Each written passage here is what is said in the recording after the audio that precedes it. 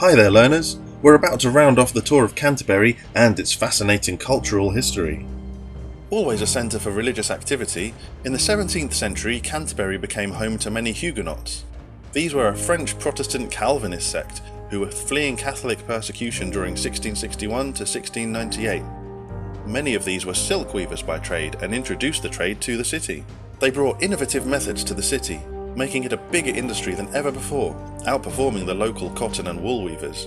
The population of 17th century Canterbury was about 5,000 people, of which 2,000 were Huguenots.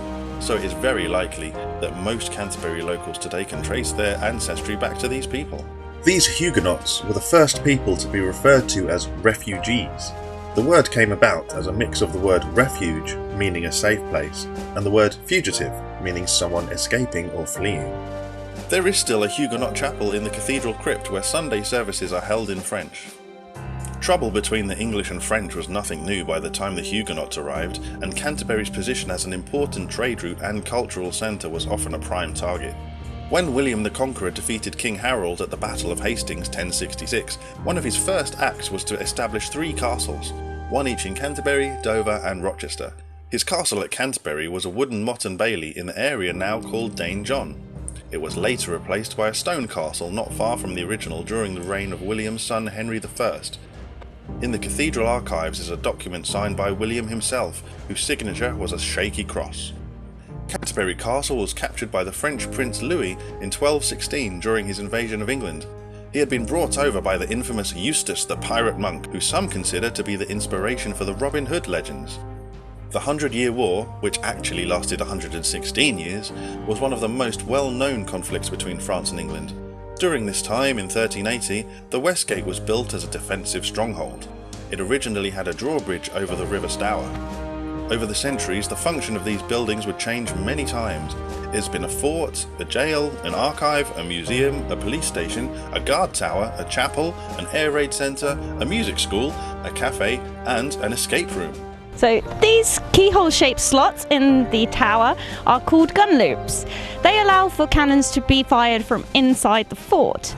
Now, these gun loops are the oldest in England.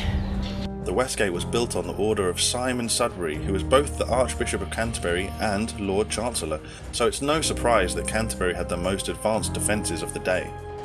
As well as these cutting-edge innovations, there were also more traditional murder holes used for pouring rocks or hot liquid onto attackers. The gun loops were a fantastic addition to the Westgate's military defence, but they were not particularly useful when it became the city jail in 1453. In 1478, some prisoners managed to escape by wriggling through the gap.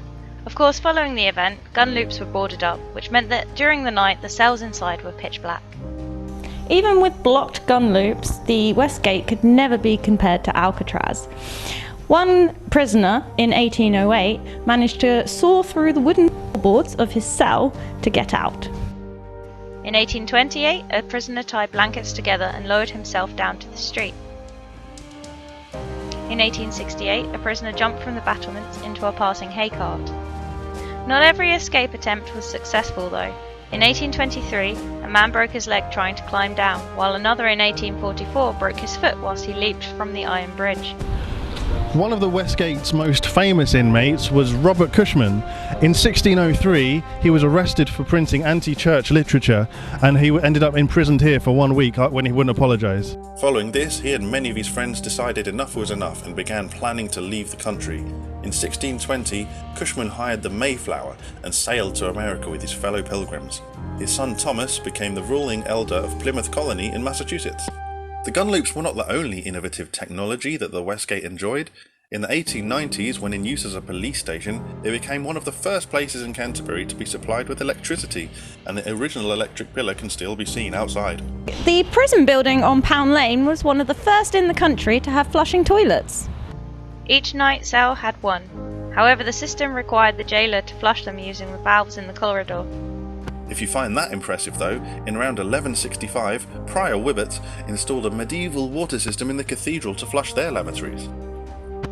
As well as being a defensive structure, protecting the city from invaders, the Westgate was also responsible for keeping out ladies of the night whose trade was not allowed within the city. During the World War, the Westgate was drafted back into the military when it became a lookout centre watching out for enemy airships and became an air raid precaution centre. Fortunately, the city was never attacked during World War I, although in 1917 a German bomber crash-landed near Broad Oak Road.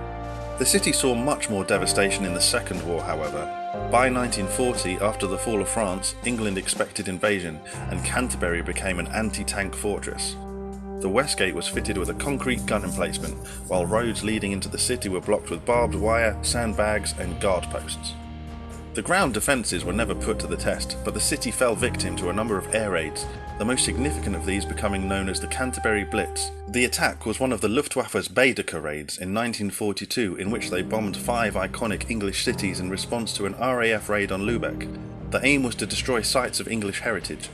During the 75-minute raid, 130 high explosives and 3,600 firebombs rained down on the city.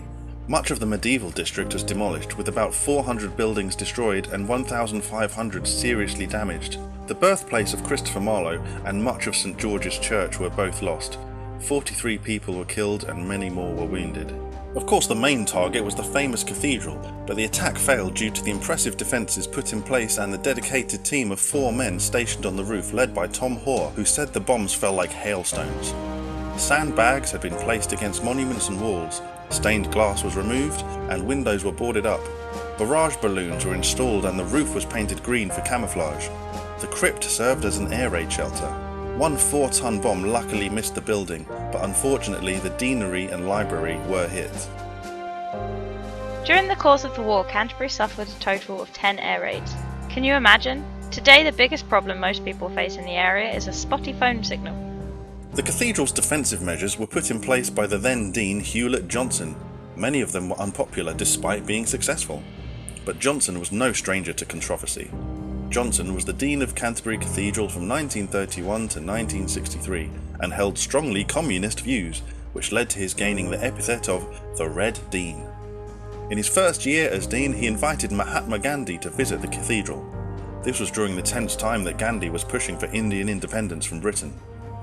Johnson also became close friends with other socialists, such as the much-loved actress Sybil Thorndike and Ivan Maysky, the Russian ambassador. In 1945, Johnson visited Russia and had an audience with Stalin. This was the beginning of a kind of world tour in which Johnson spoke on the benefits of socialism. In 1951, Johnson was the second person to receive the Stalin Peace Prize. At the age of 90, he also met Fidel Castro in Cuba and Mao Zedong in China, a year after retiring as dean. Speaking of controversial people in power, in St Peter's Place you will find the Kent Museum of Freemasonry, detailing the history of the secret society of the city. Canterbury currently has 2 train stations, but it was also the birthplace of the world's first passenger railway. In 1830, the Canterbury and Whitstable Railway was opened, with Invicta pulling the first train, but was bankrupt by 1844. In 1846 it was purchased by the South Eastern Railway, who connected it to their larger network. Alumni of the University of Kent include myself and FOL founder Freddie Ryder. You may also have heard of comedian Alan Davies. In 2010, a local boy named Orlando Bloom received an honorary degree. And there you have it, a taste of Canterbury's rich history of war, religion and the arts. Come and see it for yourself, explore the exhibits and maybe even catch a local ghost tour. I think we actually crammed in a lot of good stuff here. You can too!